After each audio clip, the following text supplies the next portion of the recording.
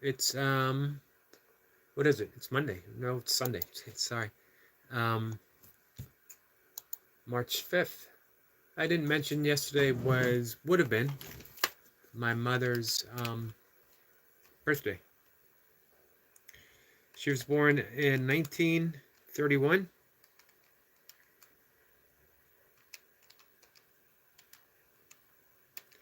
which would have made her 93 yesterday. It's a shame she didn't make it. Um, she wasn't long after she retired. She was a school teacher, and she was an extraordinary school teacher. Um, and not long after she retired, she started showing symptoms for Alzheimer's. And then it was a 10-year or so decline with Alzheimer's. Friend Flower is here. Flower says, hello, how are you? I'm good, how are you?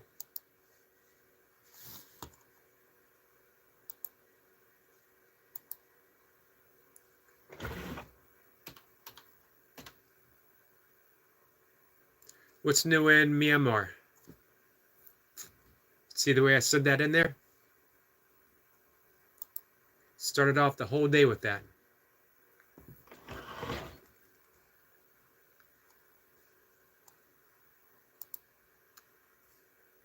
Let's see, your friend Kay is here. Hey Kay, how are you? Looking up just a few things.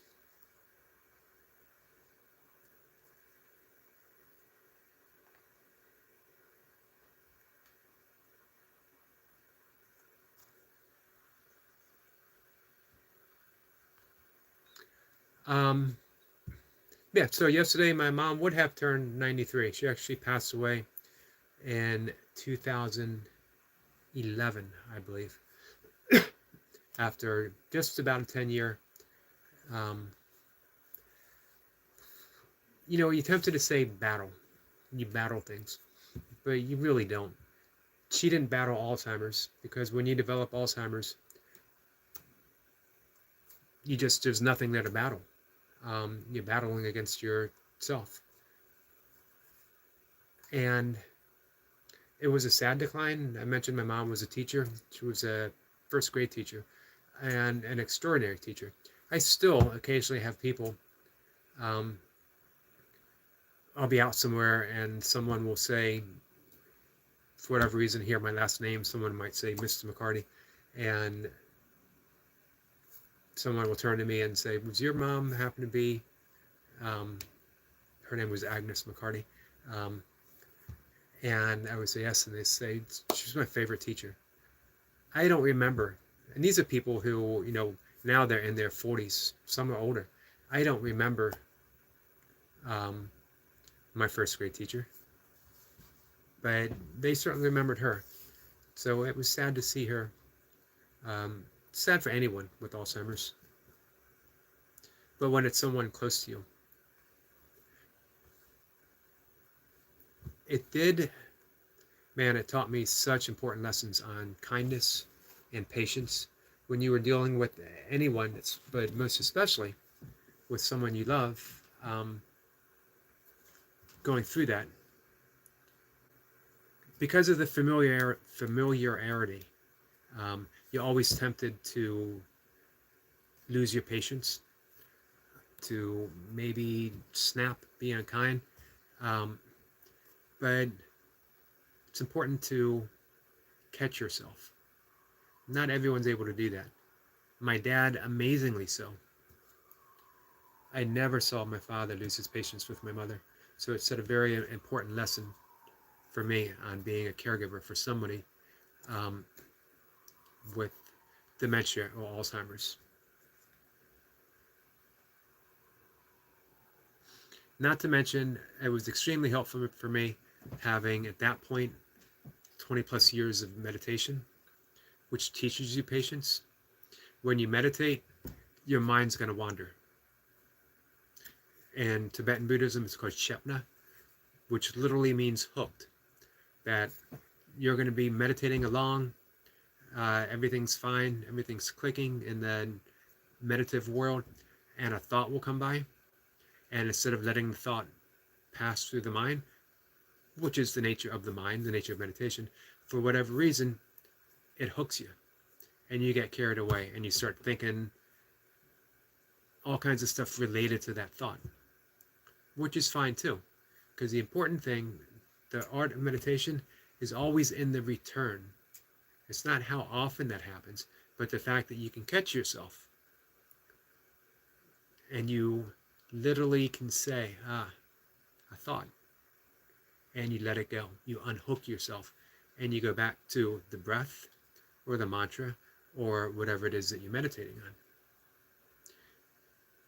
To lose your patience with yourself defeats the purpose of meditation, because then you're just getting caught up in more thoughts. So you come back to the breath, you come back to the mantra. Some cases it might be both, as in the so hum or the hum so meditation. Flower says, I'll bring something up when more people come. Well, there's never a guarantee. I don't take a single one of you visiting for granted. Each and every one of you are a true gift to my live streams, to my channel, and to me personally. I appreciate you all. So you can do the same thing, and as a caregiver, apologize, and you return to the patience. The art of patience and kindness isn't always being patient and always being kind. It's always returning to patience and kindness. So again, I was fortunate as a caregiver to have that practice of meditation in place. So I can say it wasn't often that I might have been impatient with my mother. So yesterday would have been her birthday. She would have been 93. Happy birthday to my mom. She is missed. We didn't always have a great relationship, but she was my mom. Night Watcher is here.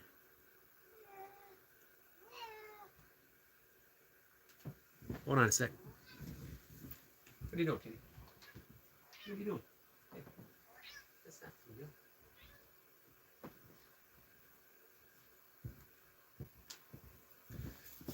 Sorry, my cat was carrying around a piece of string she found somewhere and meowing as if it was the most important thing in the world. I was afraid that she might choke on it, so I went and got it, and she was not pleased with me.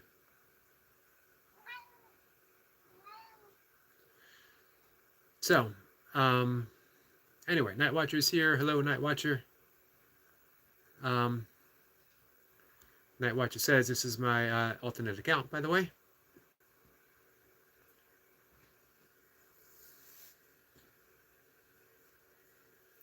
Flower says, has anyone here heard about Cat in the Blender? Sorry to put that up. I have not.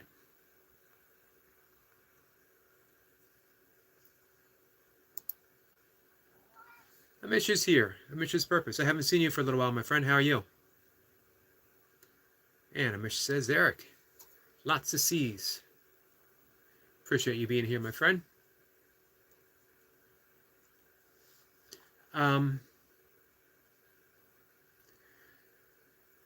So if anyone really, wonders, is there a point to meditation?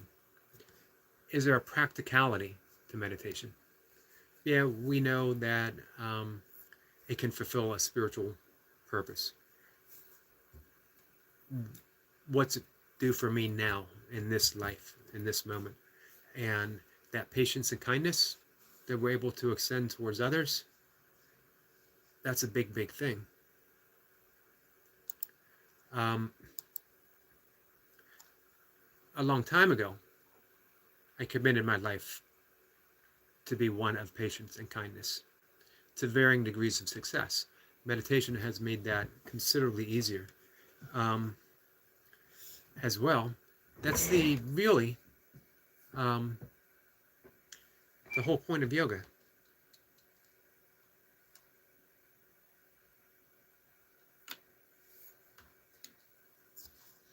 which we'll bring up. I wanted to talk a little bit about diet and a little bit about yoga, specifically the yoga diet.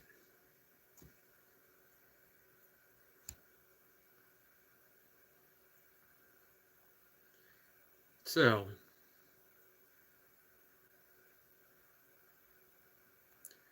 we have some emojis going on. Flower says, Eric, it's better that you don't know. All right, I'm going to take your word for it. I don't always need to, I don't need to insist. Sometimes your friends know better. Night Watcher says, will you be typing faster than the speed of light?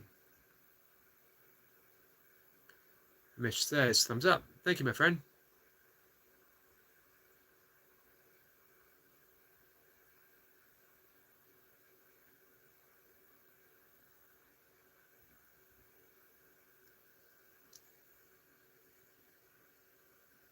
Night Watcher says, bruh, I don't know this Gen Alpha speak. If you don't, I don't. That's for sure. Howard says, my cat is meowing like it's the end of the world. Help. Yep, that's what my cat was just doing. Flower does not want to be a Gen Alpha.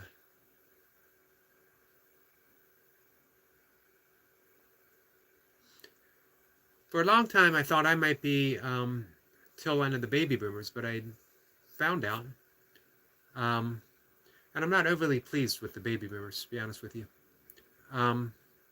They started out with a very high ideal and didn't end that way, or ending that way.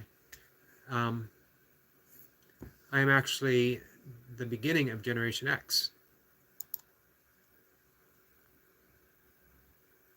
I'm the MTV generation, although I spent my 80s living a hippie lifestyle, following the Grateful Dead. I liken it as early preparation for yoga, which, again, that's the life that I live.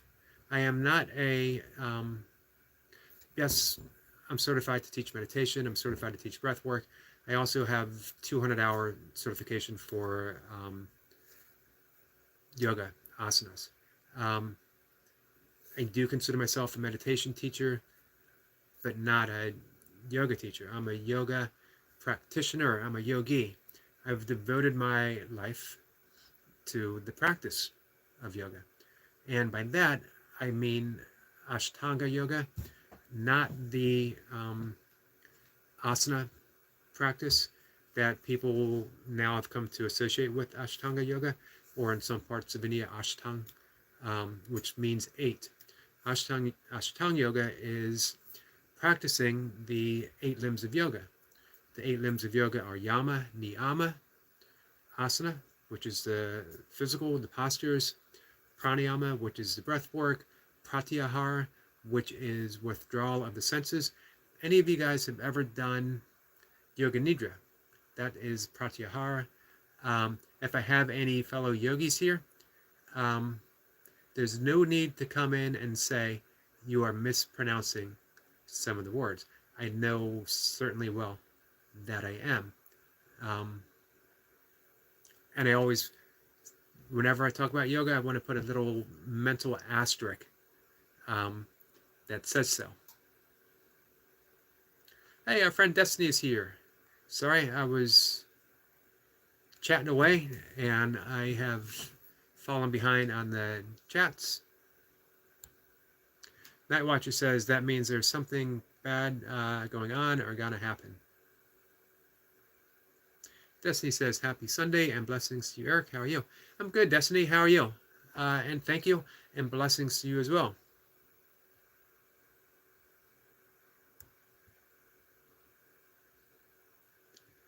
Flower wants to know if Night Watcher knows Cat in the Blender.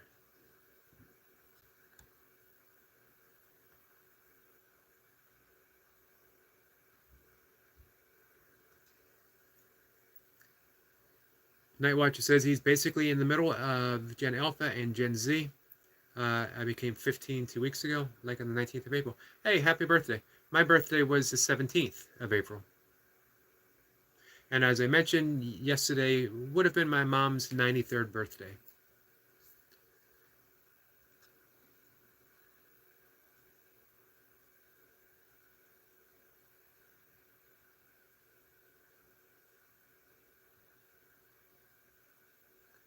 Um, where was I? Pratyahara. If you practice Yoga Nidra, you are withdrawal of the senses. Then we have concentration, one-pointed concentration. Then we have meditation. And that all accumulates into samadhi, which is bliss consciousness. None of them have to be in order. Some of them are practiced sort of on their own, like the asanas. Nowadays, you practice the asanas, you don't even know all the rest of the yogic path. For me, I don't want to say goal. I don't have a goal because I'm actually doing it. It's to live the entirety of yoga. And with that, you can't take kindness out of the equation. It has to belong. And as well, you have to practice it with yourself. I'm always amazed, and I talked about this yesterday or maybe the day before, is same with forgiveness. How easy it is for some of us, for most of us, to be so kind and forgiving to others. And yet we never extend that same courtesy to ourselves. Or it's difficult. We find it difficult to forgive ourselves. And then when we think about forgiveness, we'll say things like, well, they didn't know what they were doing. I have to forgive them. They didn't know what they were doing. That was the cry from Jesus when he asked for forgiveness for those who were tormenting him, to those who sentenced him to death on the cross, was forgive them, Father, for they know not what they do. So we extend that to others. If they could have done better, they would have done better. Sometimes it takes us a while to get to that realization. However, we forget to put ourselves in that same position. If we, personally, could have done better, if we knew better, we would have done better. Now we know. So we forgive ourselves. We bestow kindness upon ourselves. So I always think kindness needs to start within for us. And then we extend it outwards, which is the importance of a yogic diet, which is one of the things I want to talk about.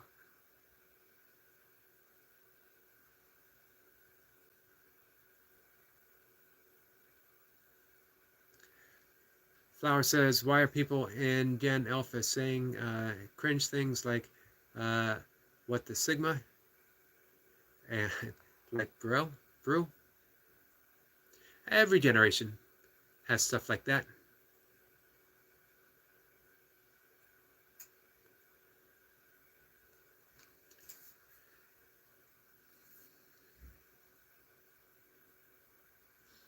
Nightwatcher says, 2010 is the year of the iPad. It is the year that I turned 40, I think. And people born before, no, I was 40 before. I turned 45 that year. Flower does not want to be Gen Alpha. Hey, you know what though? That's not a bad thing, Flower. You get to lead your generation. You get to shape your generation. You get to bring the values and the meaning and the love and the kindness into this present set generation and change the entire world. Hey, my old age is going to depend on you. You are going to give me the world that I will die in, for better or for worse. That's a gift. So take lead of your generation. And by that, I don't mean grabbing other people by the ears and forcing them to do what you believe, but be authentic and true to yourself. Be the type of leader. In the Tao Te Ching, it's a good thing I got my Google handy. It's about to talk about diet, but let's go in this direction just for a little bit. Although, if anyone has questions about the yogic diet, hey, throw it out there.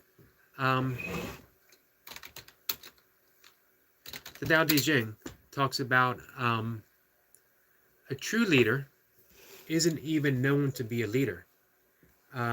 They are doing things for the benefit of others without grand show, without making a big deal of it, not calling attention to themselves, because leading isn't about yourself. It is about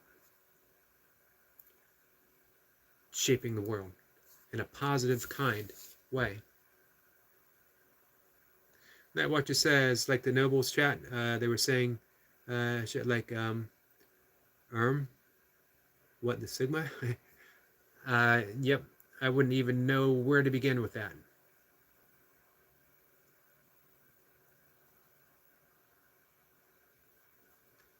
Skibidi toilet is behind you.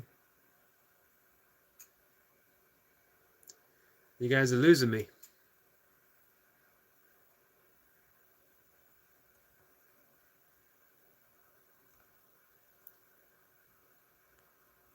So let me catch up here.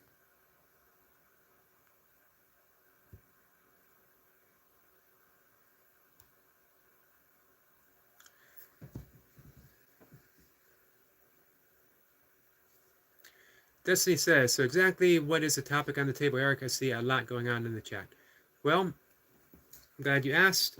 Talking a lot about kindness, talking about a lot about forgiveness, how meditation fits in with that, and how kindness and forgiveness plays out in yoga and living a yoga lifestyle. So I'm going to return to that in just a minute. The Tao Te Ching. Tao Te Ching is actually the second most translated book after the Bible in the world. It has 81 chapters. It's a perennial book of wisdom. If you have, it's literally translated as the way. I actually wrote a interpretation of the Tao Te Ching for long distance runners and walkers, which is available, by the way, on Amazon.com. Not that I'm showing out my books, but hey, if someone wants to buy it. Our friend Vincent is here, saying, hey everyone. Vincent, how are you? Horror of Spice.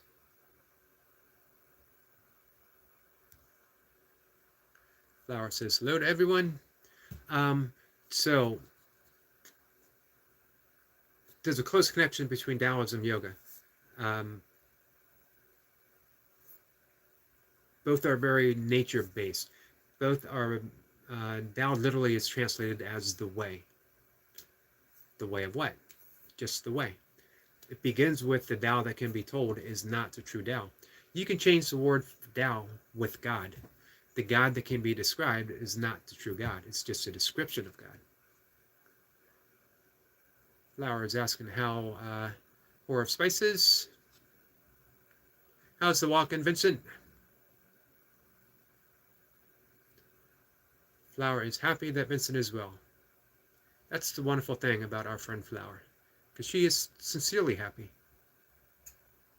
Night Watcher says his internet is dying. I'm sorry about that. Unk is here. Unk was getting in some big reps today. And Mocha's here saying cello. So I absolutely love the Tao Te Ching, especially the translation offered by Stephen Mitchell, who also does a wonderful translation of the Bhagavad Gita, which I'm going to be talking about probably tonight. I might actually even read from the Bhagavad Gita. If I miss some of the comments, I apologize. I'm going to dive into the yogic diet in a minute. But I'm going to finish up with Taoism. Unk says, thanks for stopping by my live this AM. Happy to. Always go there for inspiration, my friend. Vincent says, walking has taken a new step forward. No pun intended. Hey, that sounds pretty awesome.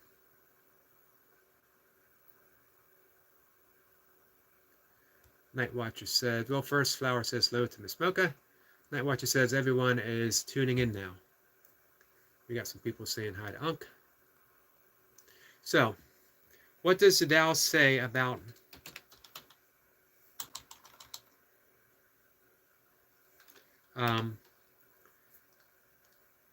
leadership? Quite a bit, actually. You can turn to the, unlike a lot of other texts, you can turn to the Tao Te Ching for politics. People often say politics and religion shouldn't mix. I agree. Politics and spirituality should be the same thing. If people ask me what my politics are, I always say my politics is kindness. My vote reflects that kindness.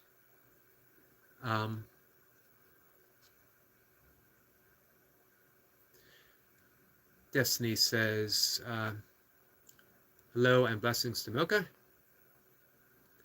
Flower does not like having long nails.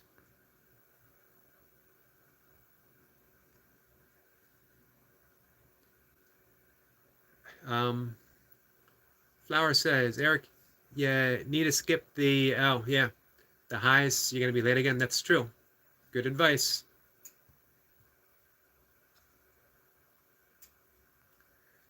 Unc, right out of the Tao Te Ching says, have the citizens think they made their own path. That's the mark of leadership. Exactly. Hey, Holgo is here. Hello, my friend. The best leaders follow the will of the people.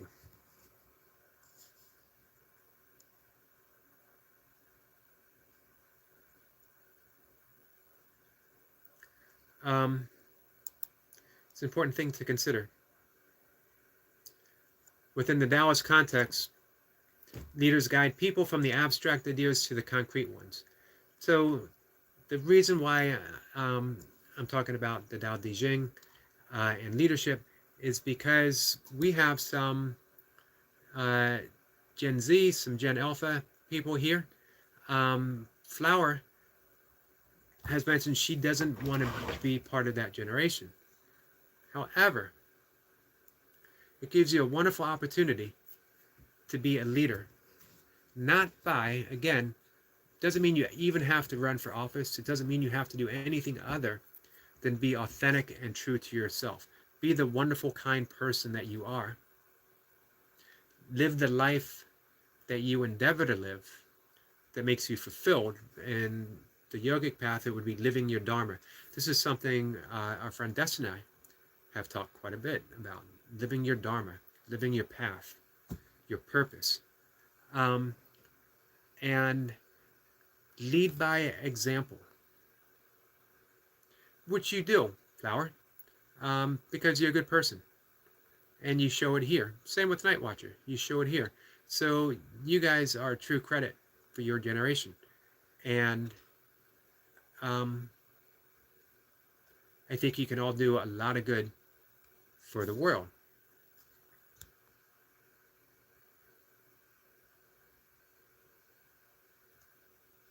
Olga says, hello Eric, how are you? How's your day been?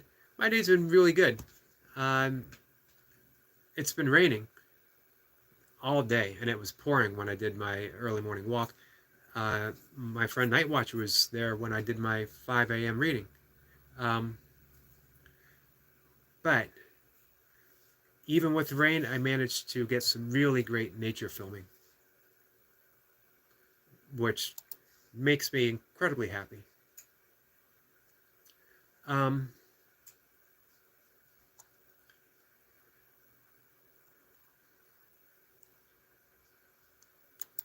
So, yeah, one of the things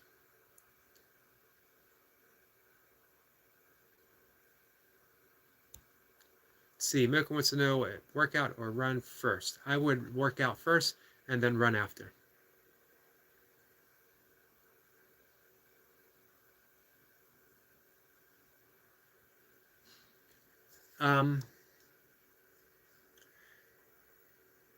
The yogic diet.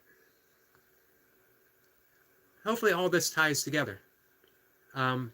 Because, you know, I'm talking about being kind, being forgiving. which in essence is what we are, which is essence the path of yoga.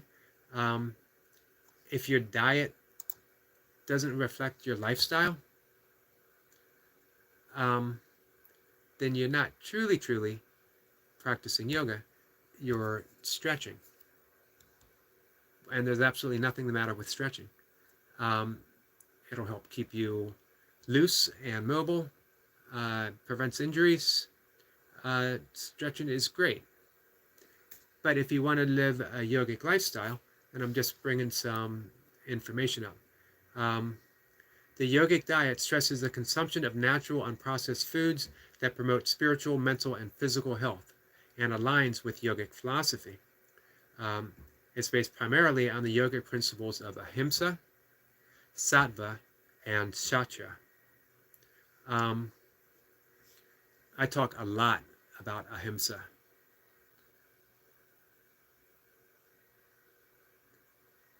Let's see. Just going to give a quick scan through here.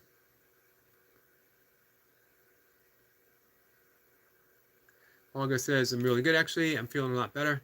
I actually worked out today. Awesome. So the headache's gone, the neck's feeling better. Mocha says, I need to be more consistent. Well, you're getting your squats in, usually twice a week. That works all the big muscles. You get that in, and almost everything else is a bonus. Almost everything else.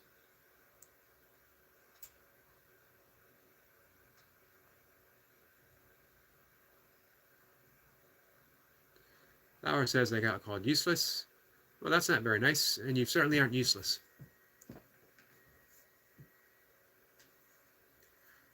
Destiny says, Eric, thanks for your time and for sharing your live. This one might stump me, Destiny. It's sad. A lot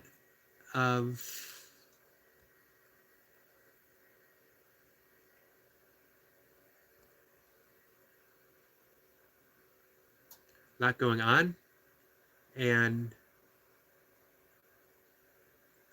not connecting. Blessings and love to you, my friend. Enjoy your Sunday, and I will catch you at a better time. I'm sorry about that, Destiny. I appreciate you coming in, though.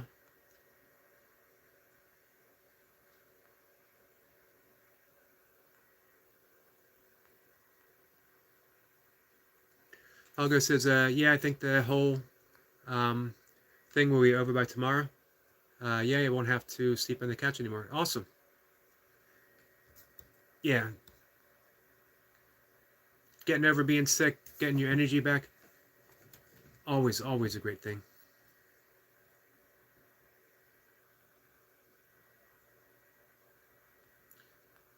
So I think I'm just about caught up here with the chat for the most part. I might have missed a comment or two. I apologize. So ahimsa, it's generally translated into non-harming, non-violence. Unfortunately, it's taken on the connotation of pacifism, and of course there's absolutely nothing passive about it. Whenever I talk about ahimsa, which is frequently, I always bring up, of course, Gandhi, as well as Dr. Martin Luther King. Both of them were committed to that through their entire lives. That was the basis of their lives. And how Gandhi lived his life is why he said, my life is my message.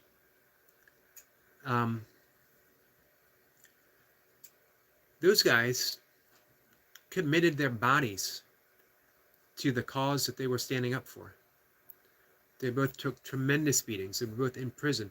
They both marched long distances. They both fasted for purposes, for a reason larger than themselves. If anyone can show me what's passive about that, I'd certainly like to see it. So the basis of a yogic diet begins with ahimsa, non-violence, which includes ourselves. If we're eating things that causes violence to the body, then it's against. I don't like using the word against, but it stands opposed to yogic principles, the yogic principles of ahimsa. This ties back with forgiveness and kindness towards ourselves. Are we being kind to ourselves with our diet? Or are we harming ourselves? Are we nourishing ourselves, or are we feeding ourselves? And do we even ask ourselves these questions? Or do we just coast along doing what we've always done because it's easier that way? Until it isn't. And then, of course, there's a reason why a yogic diet is plant-based. Vegetarian, although I really believe if the yogic and the Buddhist principles were presented today for the very first time, it would probably be vegan, because of we've moved so far away from traditional agriculture.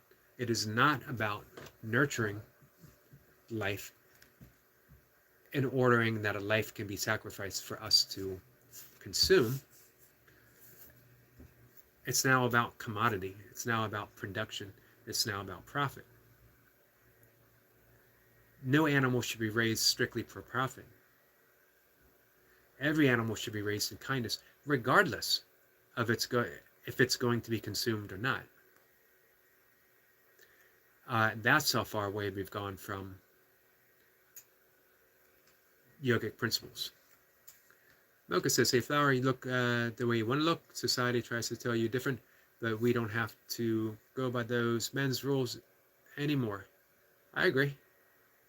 Especially, that's another thing with that younger generation. This is your time. Make the rules. Make the rules that benefit everyone, especially yourself. Put yourself at the forefront. Mocha says, all that matters is that you like the way you look, period. I agree.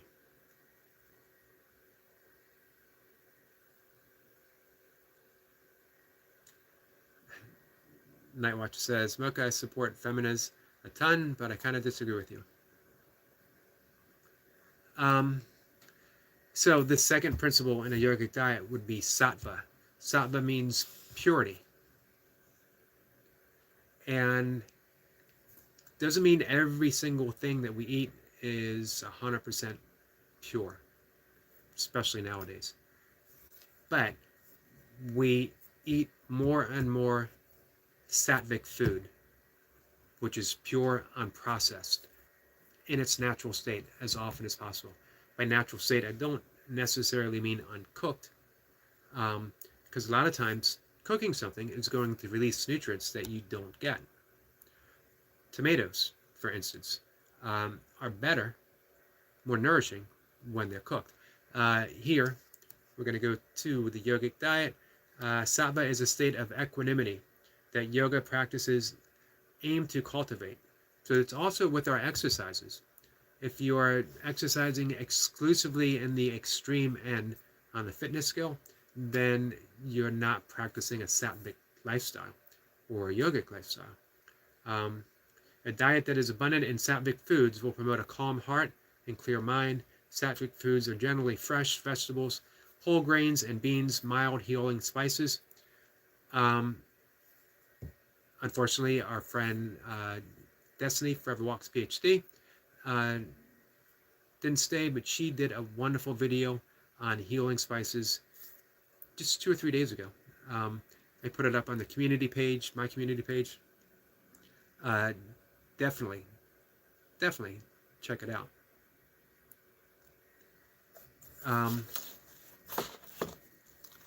Let's see.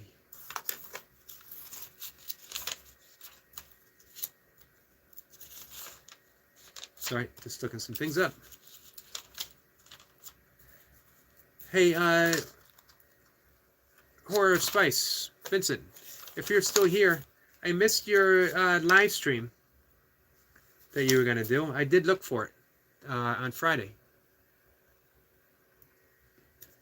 Our friend, I'm looking it up, Celine making sure I get it right. You look very stoic. I'm not sure what stoic means. Tomatoes have lectins.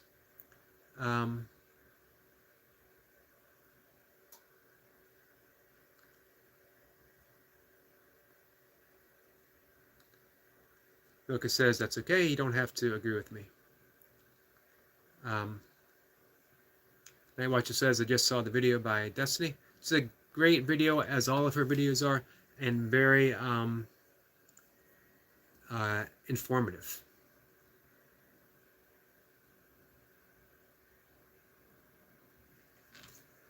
Helga says, all right, Yogi, my breakfast is ready, and I have a strict schedule of watching Popeye with it. So I'll see you later. Hey, if you see this before you, if you hear this before you go, have you ever watched the movie Popeye with Robin Williams? I saw that in the movie theater with my best friend freshman year in high school.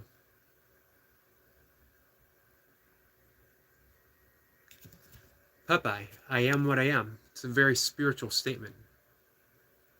It's a lot of realization in what he says. Authenticity. Popeye was perfectly accepting of himself, and he ate a whole lot of spinach. Higher in iron.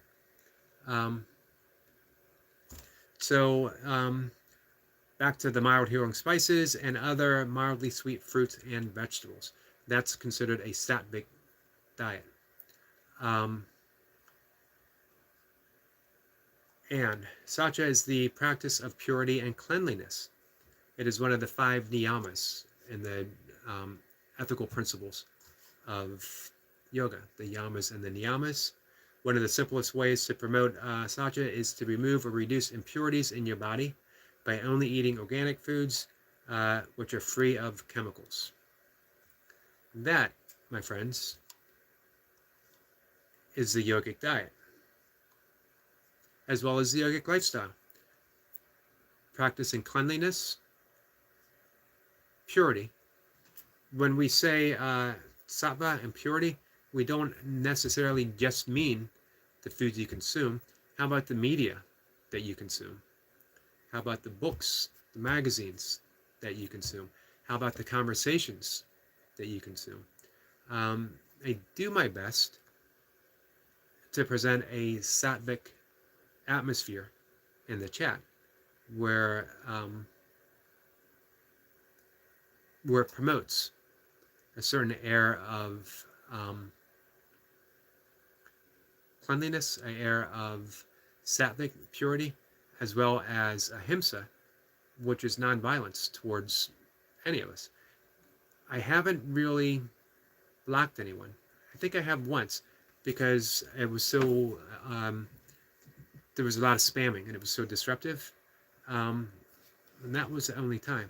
However, I would instantly block someone if they came in and violated those principles. If they were causing any kind of emotional harm to any of our friends here, if they were practicing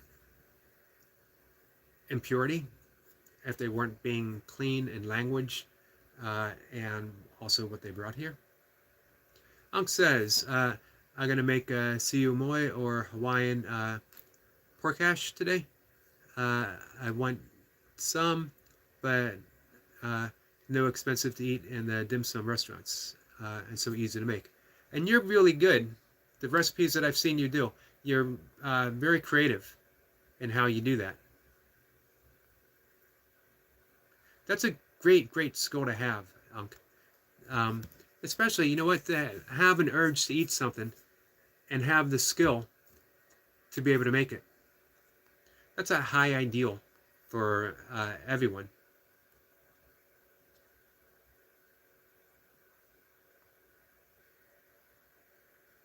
Flower says, I can't post in my community. How come?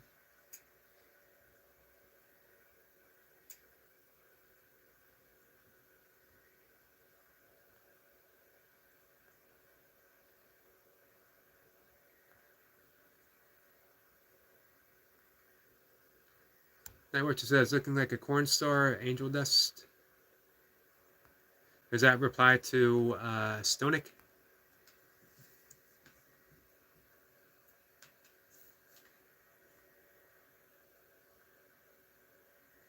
I really, no offense to people who say such things, people who come into any conversation and say, you look.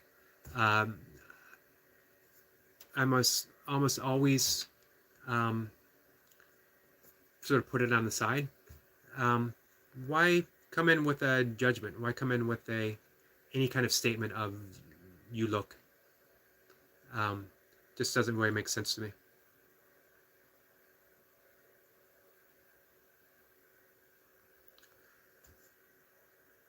So, how do you follow a yogic diet? Eat fresh seasonal foods. I'm not very good at eating seasonally.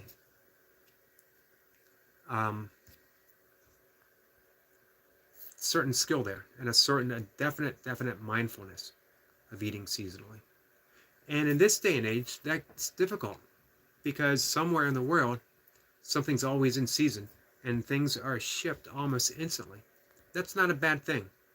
That means that we can actually eat fresh foods, fresh fruits, fresh vegetables at a moment's notice. So, according to Ayurvedic diet, Ayurvedic medicine, for your constitution, eating seasonally is better for you. And who am I to disagree? For a thousands upon thousands year old tradition. But I do think it was much more important when it was so difficult to get food that might be out of season. It is what it is. Good morning, YouTube family. Eric, how are you? Lewis, you got any reps in today? Night Watcher says, Yogi, do you want to hear a story of Bangladesh? Well, we're only going to talk for maybe 15 more minutes or so.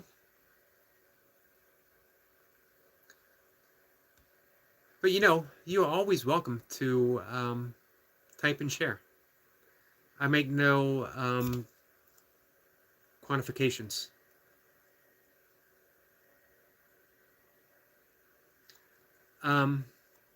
So, another principle. Lewis says, no, not yet. I wasn't gonna, but I'm at it again.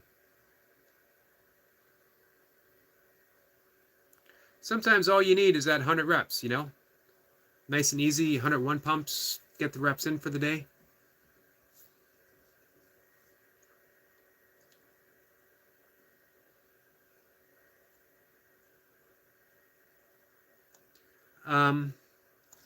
So most of the time you read yogic diet and it's going to read vegetarian,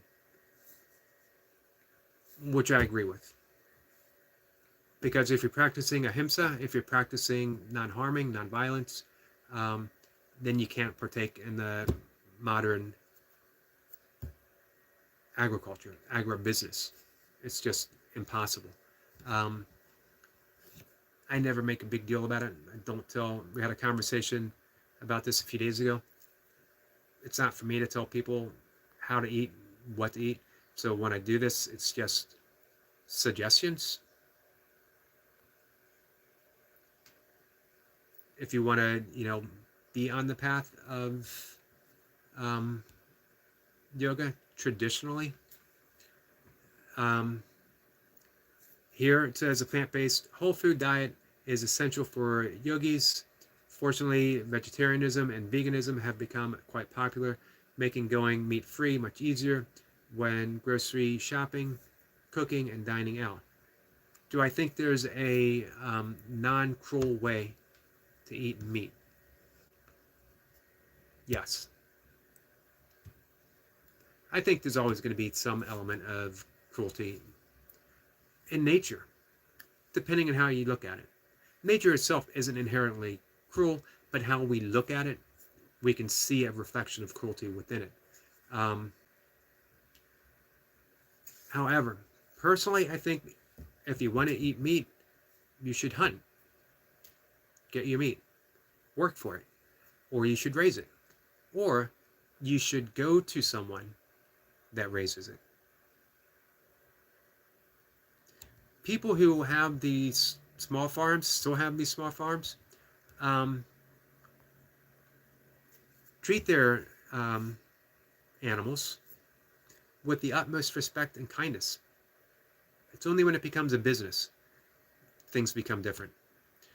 And when it becomes a business, we're no longer consuming meat, we're consuming cruelty. That's the difference. What am I missing?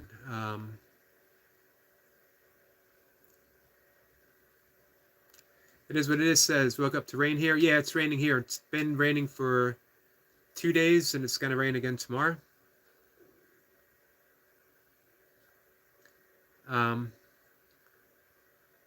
Yeah, you work out outside, so I think I could probably count on one hand the amount of times I've seen you in a gym.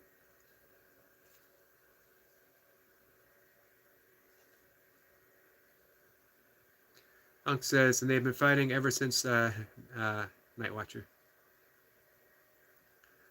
Pakistan and India. Yes, sir, they have. Lewis says, and now the sun is out and hot. That's your weather, man. That's when you do your best. Put on the soundtrack, put your head down, sweat starts flowing.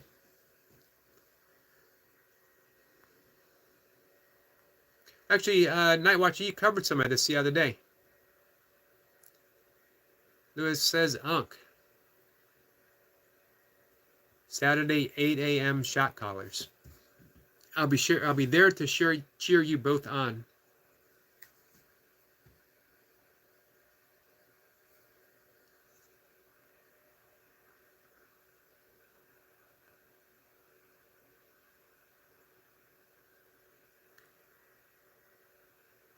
I'm waiting to see the conclusion between Unk and Lewis. Is there going to be a shot caller, or is it going to be put off for a week? If I were to make a bet, my bet is they're going to do shot caller.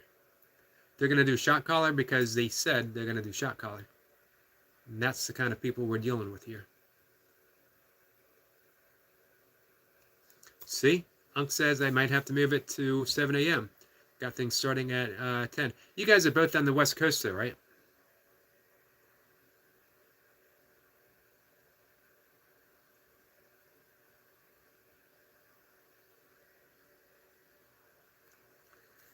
Lewis says, I can do burpees in the rain, but I got to start working out before the rain, or else it messes up my mood.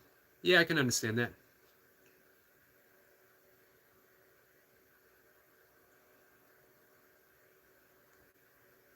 Unk says, for those that don't know what a shot caller is, it's 500 Navy SEAL burpee. It is truly a grueling session. Looking forward to checking in with you guys.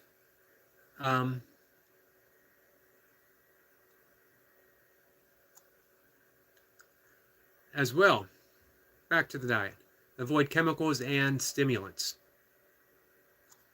I have some stimulants in my diet as I drink 1 cup of coffee a day.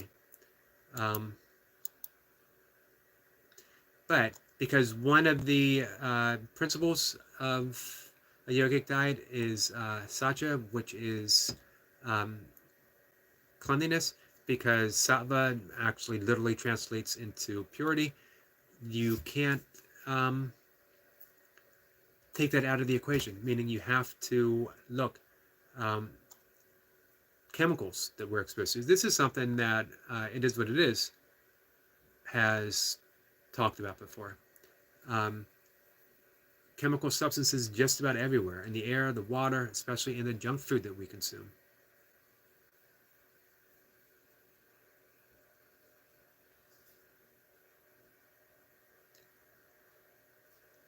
And yet, we never question that. One of the great things about the path of yoga is it gets us questioning. we start asking ourselves, does this fit into the principles of which I would like to lead my life from this point forward? You step on the path of yoga and you got to start asking yourself tough questions. Does this support me? Does this nourish me? Am I nourishing myself, or am I just feeding my appetite? Here's the difference. When you're nourished, you're done until you nourish yourself again.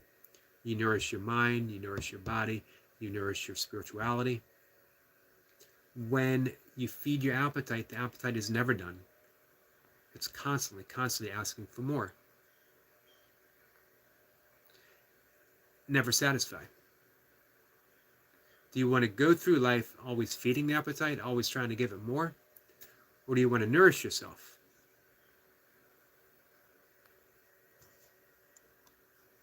Fortunately, we get to decide.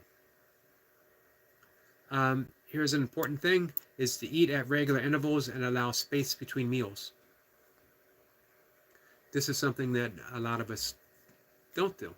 This is something that caused me some issue at one point.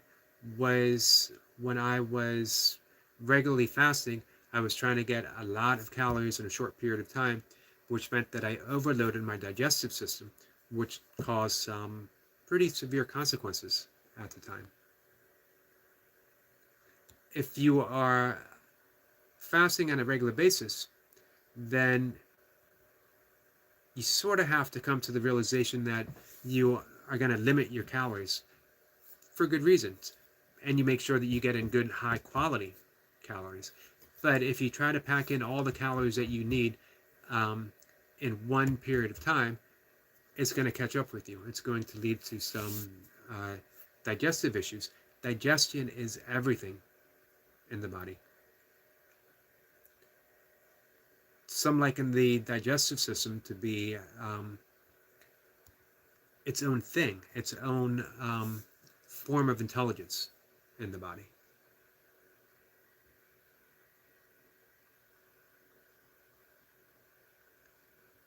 It is what it is, says, oh God, I just realized what Unc said, 500 Navy SEALs at 7 o'clock in the morning.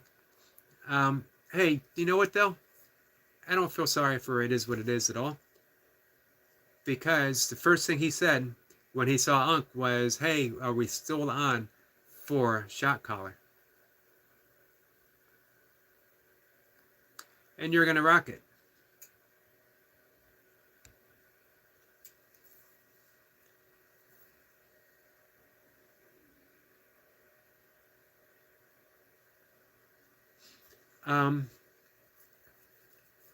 So yeah, we got to allow ourselves to digest. That also means being mindful of when we drink water. Drinking water too close to a meal or too soon after the meal. Drinking too much all at once instead of sipping. Too much cold water all at once. A little better to drink lukewarm water. Here's what this is yoga basics.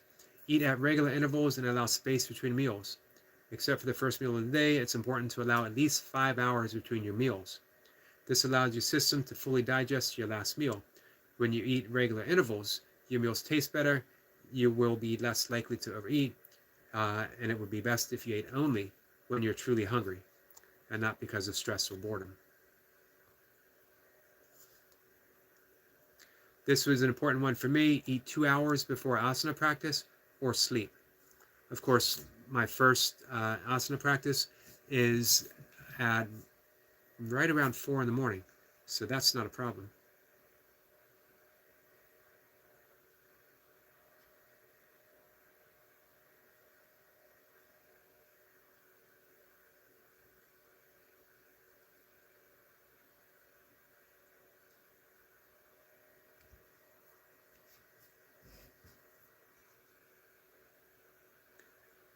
It is what it is, says warm water burns fat. Yeah. And it's easier on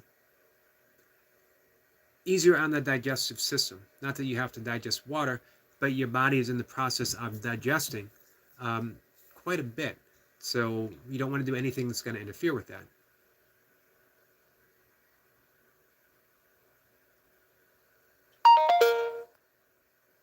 Unc says, I pretty much only at night from around 6 to 10 p.m. What time do you go to bed? One of the principles here, and again, this was hugely important for me, and when I put it into practice, my sleep changed almost instantly, and sleep was a huge issue for me.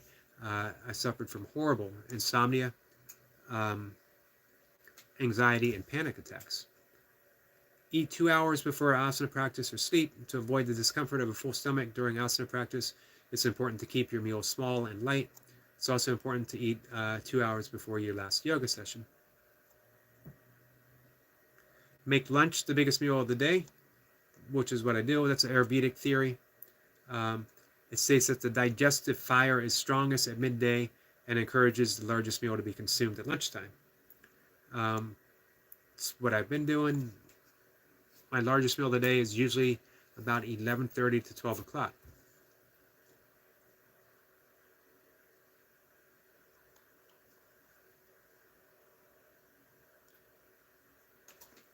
So those are basically the principles.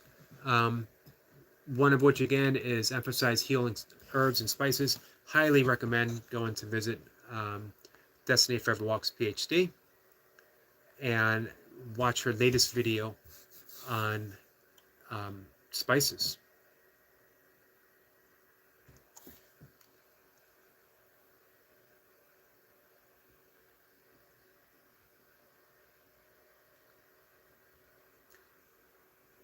Let's see. Night Watcher says, my dad doesn't love me. You mentioned that before. I'm always sorry to hear that.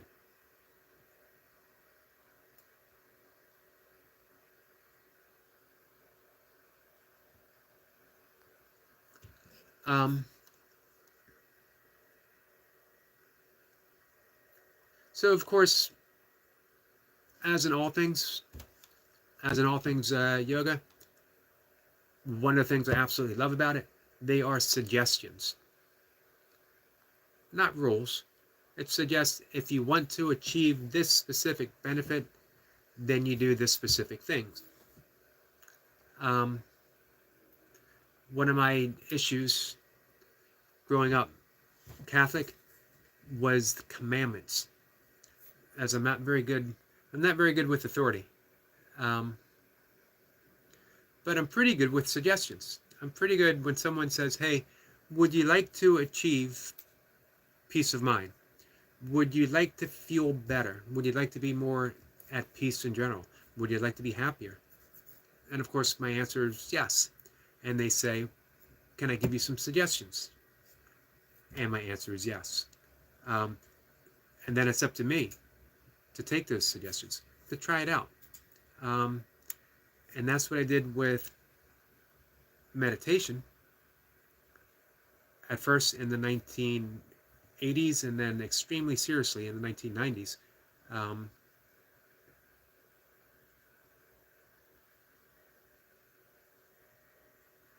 Let's see.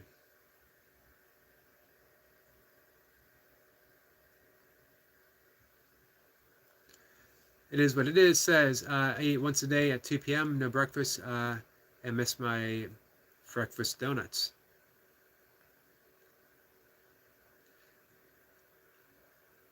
You only got to make it through the summer. It's September, right?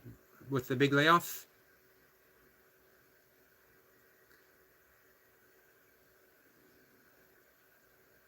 Olga says, I finished my indulgence in the picture show, and thus I have returned.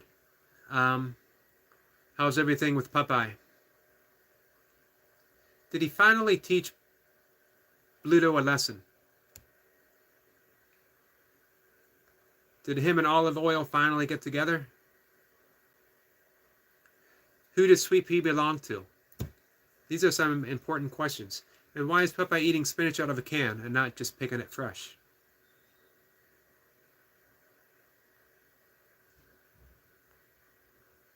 Our friend Sergio is here. Sergio, how are you?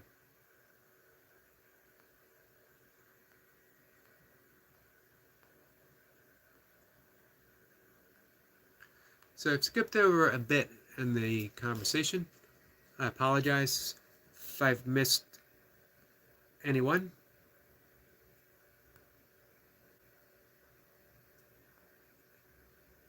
Lewis says, I know, right, Eric?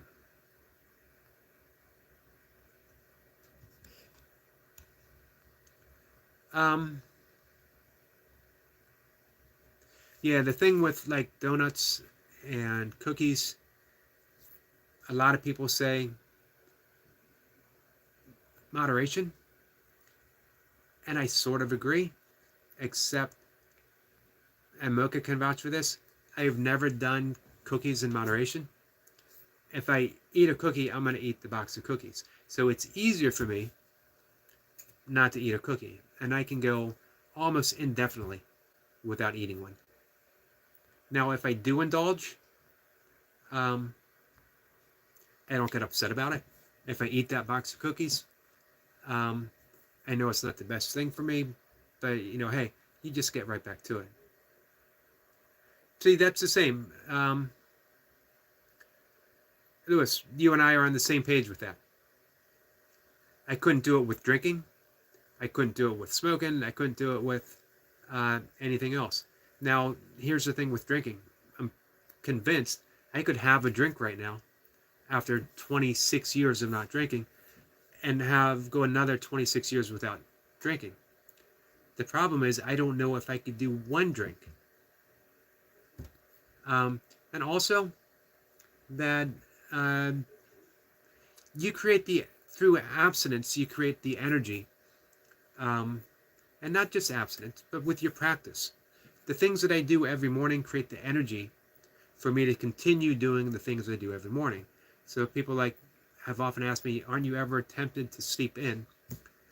And not really. So even if I had a poor night's worth of sleep, I'm up at the same time because it commits to the energy of being up early and doing the things that I love to do, which begin early. You can't take a walk before dawn without getting up early, unless you want to stay up all night.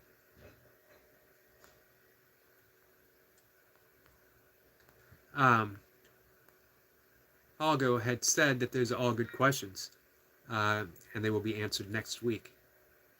Hey, right before you left, I had asked you, have you ever seen the movie Popeye with Robin Williams?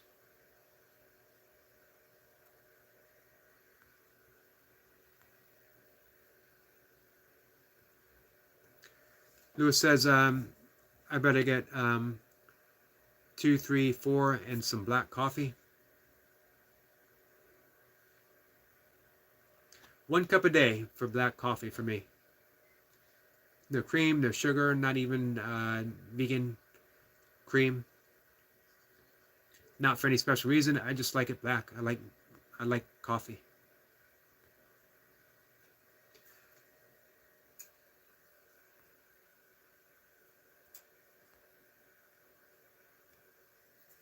Lewis says, I surely can, Eric. Like I say, always, I never drink because of taste. If I drink, it's to have a good time. Yeah, I was just mentioning that to Mocha earlier today. I drank with a purpose. When I was a drinker, I drank to get drunk. I'd like the taste of things to a certain extent, but the purpose of drinking for me was to get drunk. As I told her, I considered myself a social drinker, and I made excuses every single day to be sociable. I was a social drinker on Monday, on Tuesday, all the way through the week. Our friend Mayhem a Miracle with Masha is here. Says, hi, Yogi. Masha, how are you? Happy to see you. I was talking a bit about diet, the yogic lifestyle. Most importantly, kindness and forgiveness.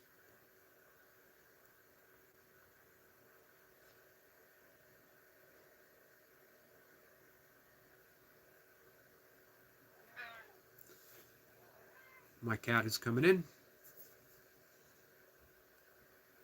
Algo says that he doesn't believe so, but probably something I should do. It got really bad reviews. I was in 9th grade when I saw it. We're talking about the movie Popeye that had, man, what a great cast. Robin Williams, Shelley Duvall. I don't remember who it was that played Bluto. but it was a really good cast. And I have, maybe in hindsight, because I was, 14 years old in ninth grade, and it has good memories, but I thought it was a pretty good movie. Masha says hi to Flower.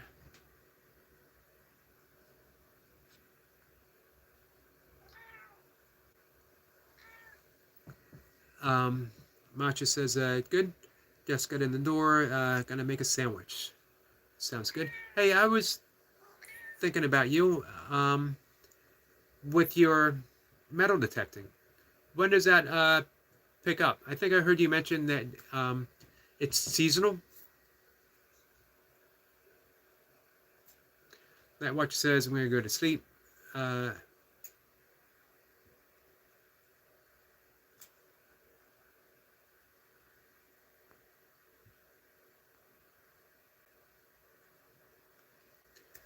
Masha says was going to do a live, but had a lot of running around to do.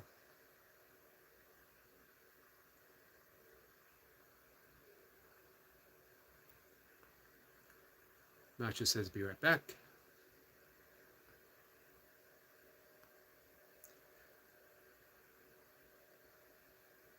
So you might do a live later today?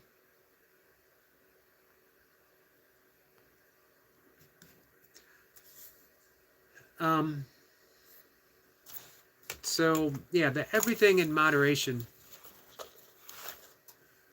is a great theory.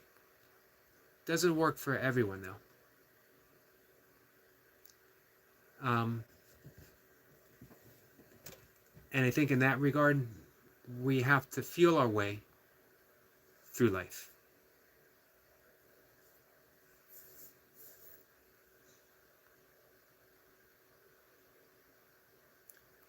Doing the best that we can, moment by moment by moment by moment. Who was it that said, man makes plans and God laughs? Laura says, what time is it? It is almost 2:30 for me. 2:20ish? Nope, 2:15ish.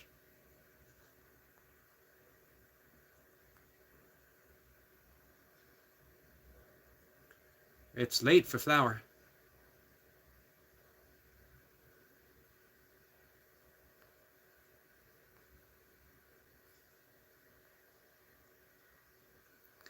So, probably a good time to call it an afternoon. I'll be back later.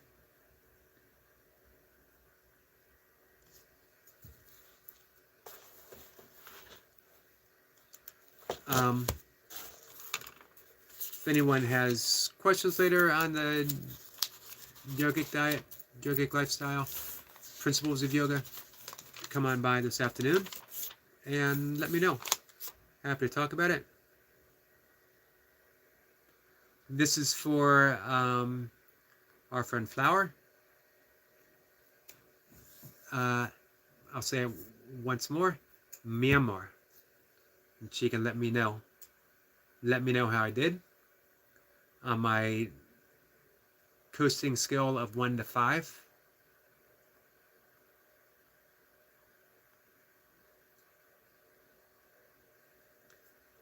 Lewis says, hey Eric, if you can.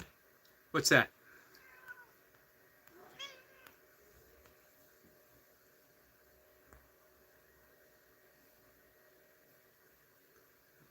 Paying some attention to my cat. So starved for attention. It has been minutes since I looked over and said hi to her.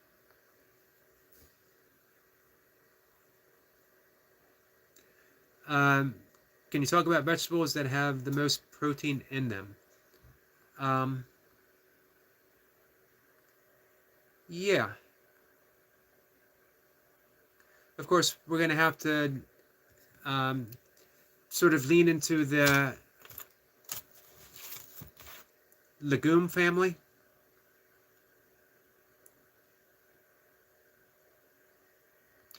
I'll be honest with you.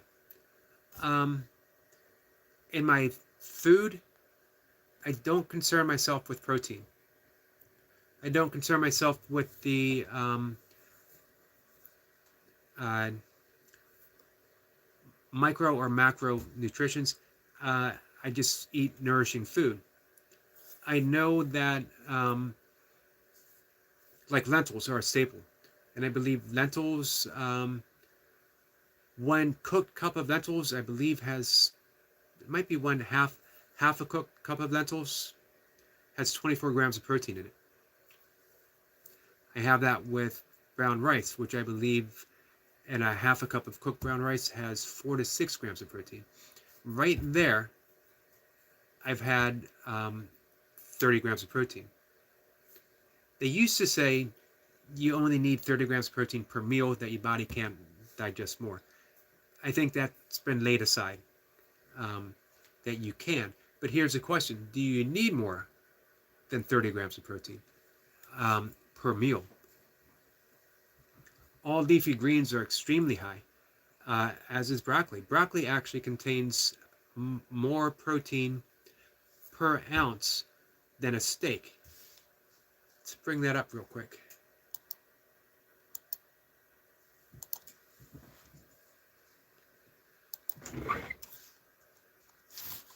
That might be one of the first things come up if we Google. So we know leafy greens. We know spinach, extremely high. We also know kale. Any kind of lettuce is going to be high.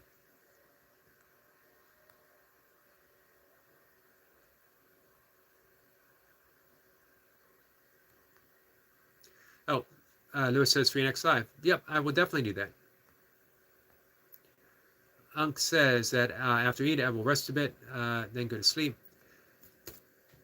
I just read recently in an Ayurvedic text to lay on your left side after you eat, and it will help digestion. Just for a few minutes. So after you eat, if you lay on your left side for 5 minutes, it will help you eat, it will help you digest.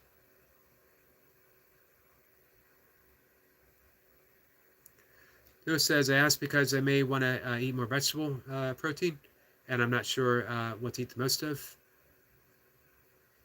Any kind of legume, any kind of whole grain, and leafy greens. With leafy greens, also include broccoli. Just real quick, I'm going to bring up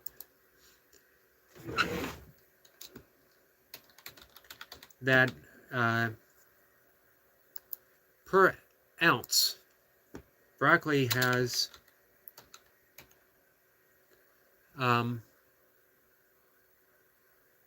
more protein than a steak, which is pretty amazing. And the fact that it's so high in protein and yet it's a low calorie, nutritiously dense food, you can fill up and you also get fiber. Masha is back. Okay, I'm back. Sandwich is made. Hope you made a good sandwich. Mayhem says, love spinach. Me too. One of my favorite. It's just a flavorful leafy green. With my least favorite being iceberg. Iceberg is it's not a waste. Any kind of leafy green is good. But it's actually mostly water, which is good to help your body stay hydrated. One of the things that we don't often consider is that the foods that we eat can either be hydrating or dehydrating. If you were eating a lot of fruit, when I first became vegan, I was almost exclusively a fruitarian. I was always hydrated. I always had energy. I was always ready to go. However, I lost some muscle. It was good for me as an ultra runner. It wasn't good ultimately for strength and health. You got to get that balance.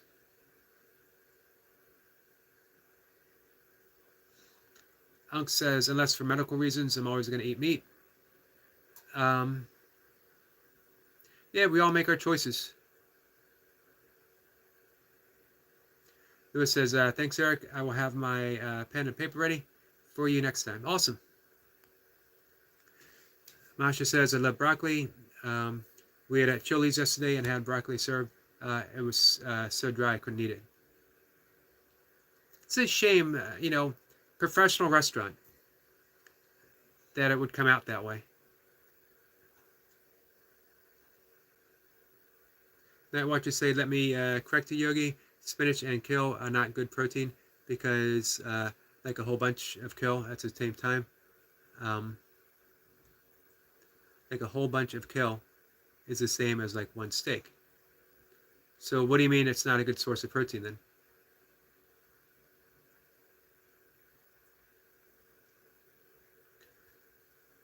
Unc says I want to get my protein the carnivore way. If only we were truly carnivore, though. And by that I mean, one, we had the teeth for it, and two, we actually hunted our meat instead of having it farmed out. If we were participants, I often hear the circle of life or the cycle of life, which, yeah, you can't escape that whatsoever. But nowadays, we remove ourselves so far from that circle of life, we're not participants in it. We eat what other people give us. We eat what other people. I'm all for, if people want to eat meat, man, find those small farmers who need our help or they're going to be put out to extinction.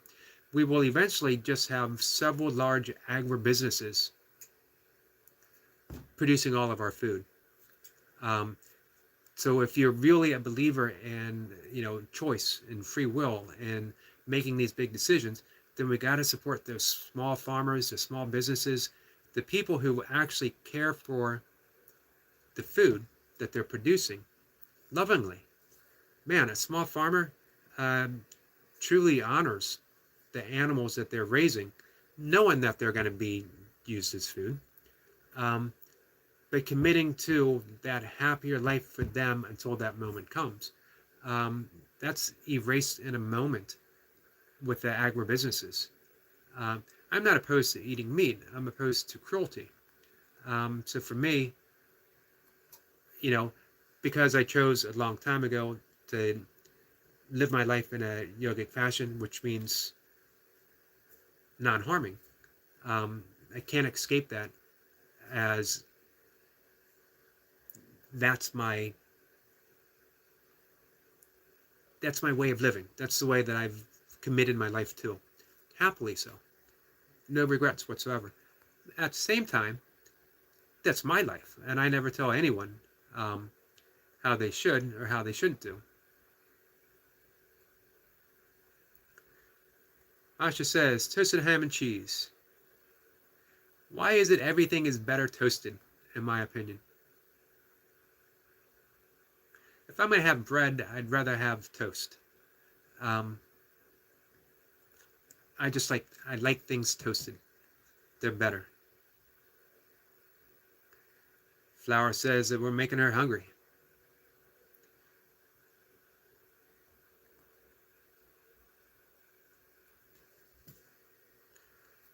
Matcha says, I love potatoes and mac salad, only homemade, won't buy store-bought. Yuck. No one makes stuff like that like we do. We know exactly how we like it. Now,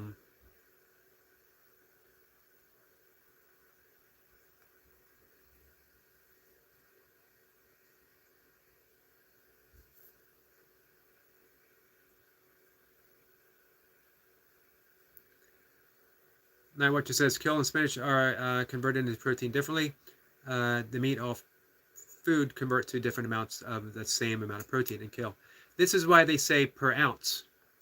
And it's also why we address the fact of how much actual protein do we need. As a doctor told my father when he was suffering in stage 2 kidney disease, virtually every person in America at some point in their life, because of the high protein consumption, are going to suffer from some type of kidney disease or kidney malfunction, which worried me because I spent a lifetime eating a ton of meat and a ton of protein, taking supplements because I was training for bodybuilding at the time. So with that consideration, I knew I had to make some changes. I caused some damage to my body. I caused some damage to my body through drinking, through smoking, through other forms of abuse. So what can I do now? Unfortunately, I started asking this question a long time ago. Can I heal completely? I don't know, but I can try.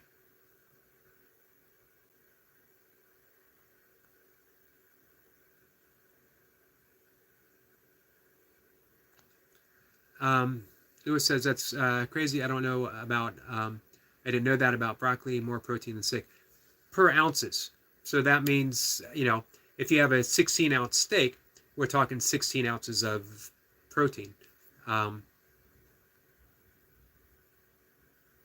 16 ounces for broccoli as well. So one of the things here, medical news today, 10 best vegetables for protein: watercress, alfalfa sprouts, spinach, Chinese cabbage, asparagus, mustard greens, collard greens, broccoli, Brussels sprouts, cauliflower. 1 cup, 88 grams of chopped broccoli contains 2.5 grams of protein. Protein accounts for 33% of its calories. And the good thing is, broccoli is also a very rich source of vitamin C and K, a good source of folate, a decent source of phosphorus and potassium. It also contains some calcium. Broccoli also provides high amounts of plant compounds and flavonoids. They have antioxidants, anti-inflammatory, and anti-cancer effects.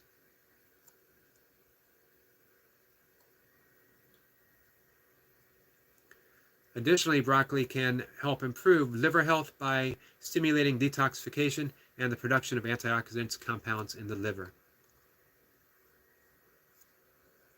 So when you think of, again, are we feeding our appetite? Are we feeding our addictions? Or are we nourishing our body?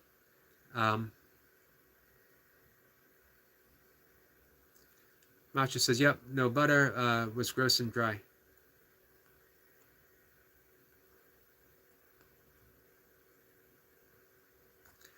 Flower wants to know, why are we talking about food? She's hungry. Once more, the blame is firmly on It Is What It Is' shoulders. We were getting ready to say goodbye, and Lewis came on and said, hey guys, let's talk about food.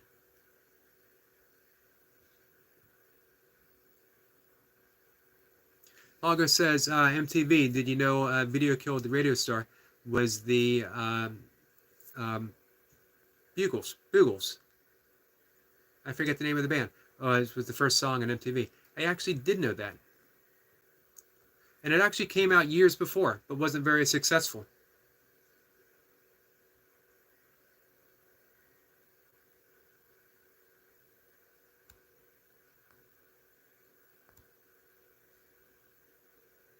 August says, yep, toasted is definitely better in my opinion. Yeah, I agree.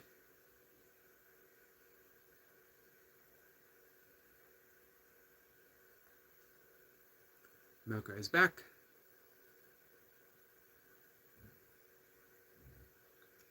Mayhem says, have a wonderful day, Yogi and everyone. You too, my friend. Thank you for coming in.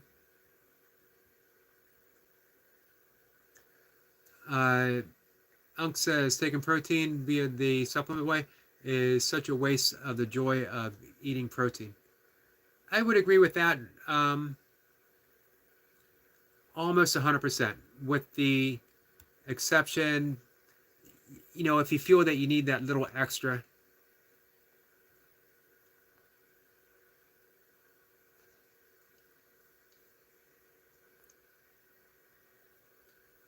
I don't, honestly,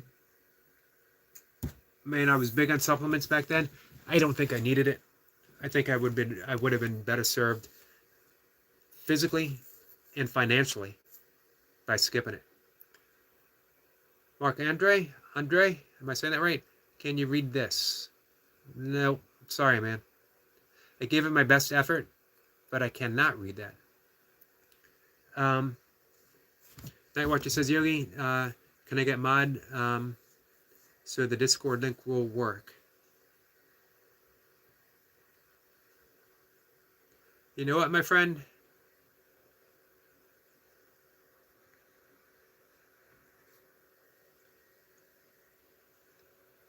You have been a good friend, and you've always been very nice and very kind in the chat. Much appreciated. You have definitely earned a wrench. Unk says best thing is broccoli just stays so damn good. Yeah, this is true. Tastes good. Does taste good. I steam mine. I eat it raw on occasion.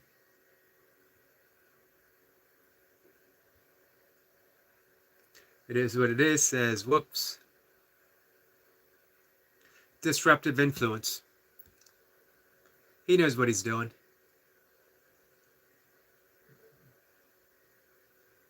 It is what it is, says I heard that broccoli was never a natural vegetable. It was man-made. I don't know if I heard that. We can look that up real quick. I read once that I mean, it's like apples. When we think of all the different types of apples we have now.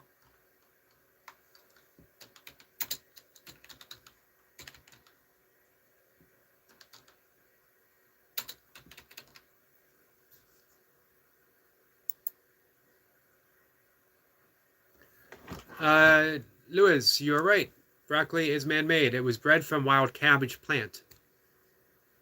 I knew broccoli and cabbage, as Mocha pointed out, are related. Proficius, did I pronounce that right? Vegetable.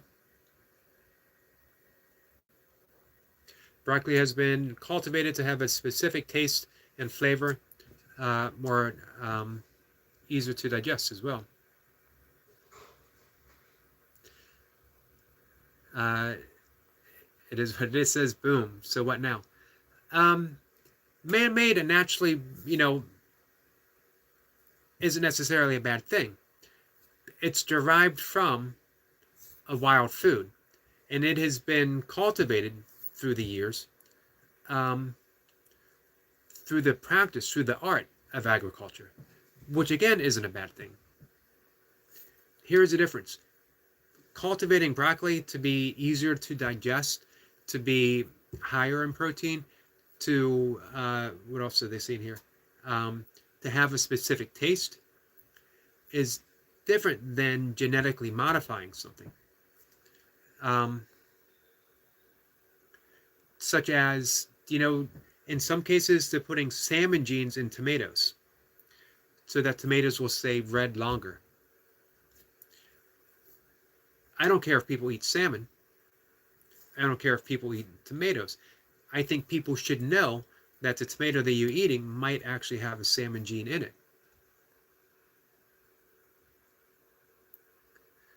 It is what it is, says, does that make it a good thing? Depends on how you look at it. Because it has been agriculturally cultivated to be better for us and to taste better, I think yes. If we're going to go with only things that were not touched by man, then again, we got to give up almost all forms of lettuce. We have to give up all kinds of different apples and oranges and bananas. So not everything we touch turns out to be a bad thing. We just need to ask ourselves,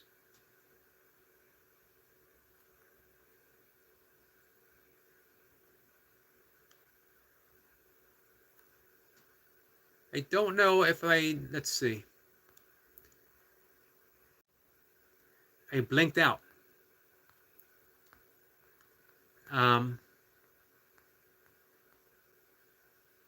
Because I tried to pin something. I'm not good at doing that kind of stuff, Night Watcher.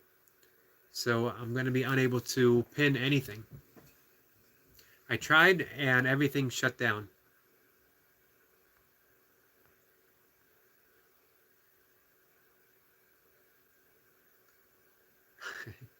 Night Watcher wants to know what Mocha is saying.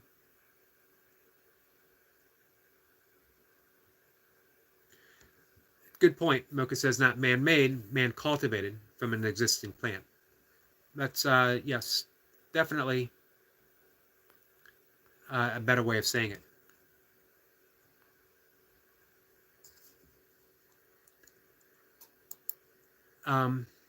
Because we started cultivating plants a long, long time ago. And it's been a good thing for us. I don't think we did a great service to every animal that we've cultivated.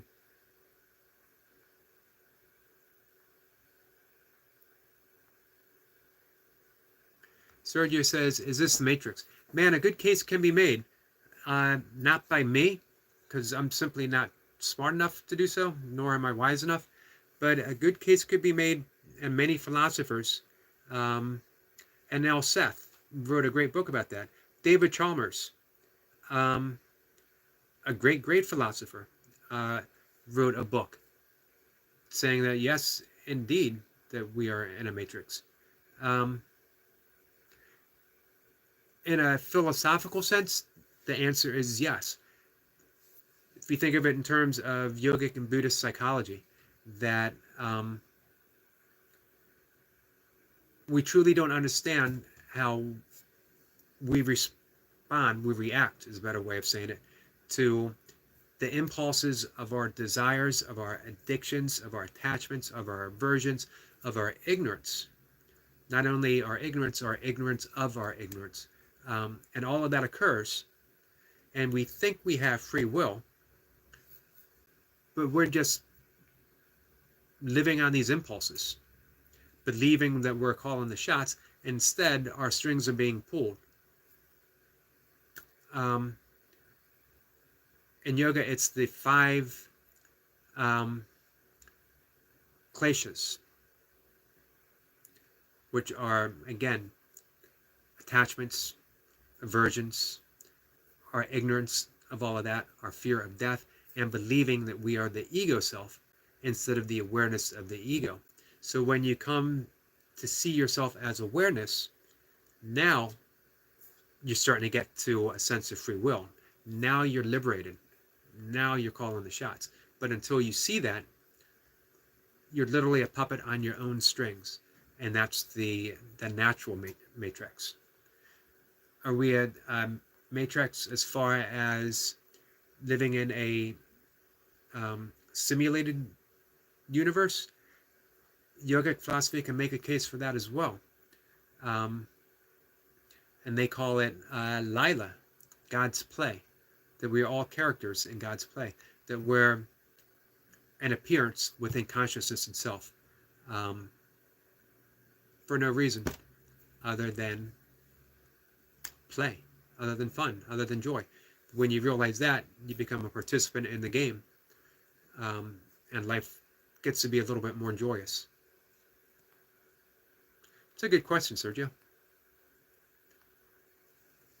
Nightwatcher says, I feel powerful now with a wrench beside me. Uh-oh, I might have created a monster. I should have thought twice about that. So, with that, guys, we're going to shut things down for the day. Interesting conversation. Appreciate you all being here.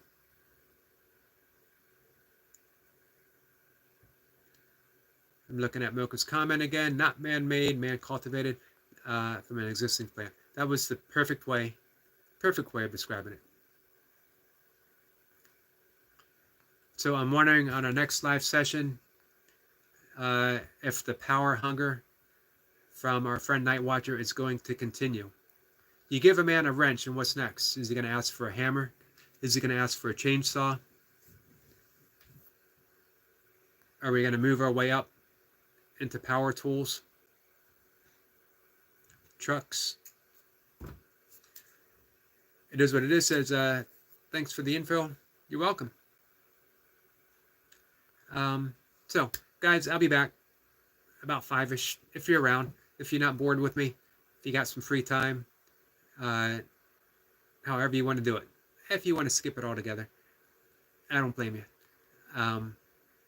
So, thank you very much. Night Watcher says, see you, Yogi. Take care, Night Watcher. And again, you earned the wrench, man. You've been a good friend. I appreciate it. I'll see everyone later.